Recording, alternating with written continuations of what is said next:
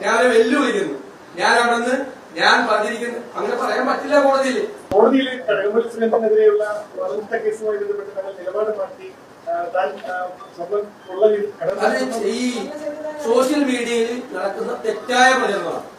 കോടതിക്ക് അത് അടുത്ത വാദത്തിന്റെ അന്ന് ഞങ്ങൾ പരാതി കൊടുക്കണം. എന്റെ അഭിഭാഷകൻ അങ്ങനെ ഒരു സംഭവമേ ഉണ്ടായിട്ടില്ല.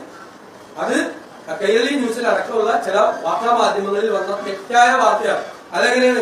ഞാൻ ആ നോട്ടീസിന്റെ മറുപടിയിലല്ലേ എനിക്ക് സംസാരിക്കാൻ പറ്റില്ല. ആ നോട്ടീസിന്റെ മറുപടി നിങ്ങൾക്ക് എല്ലാം കിട്ടിയ മറുപടിയാണ്. ഞാൻ കടകംപള്ളി സുരേന്ദ്രനെതിരായി അദ്ദേഹത്തിന് എനിക്കെതിരെ കേസ് കൊടുത്തേക്കുന്നത് എന്താ?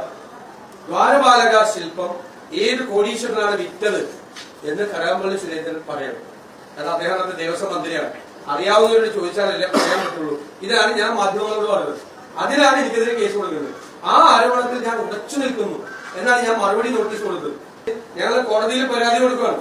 ഇത് തെറ്റായ വാർത്ത കൊടുത്തത് കൈരളിയാണ്. തെറ്റായ വാർത്ത കൊടുത്തത് സതീശൻ മലക്കം പറഞ്ഞു.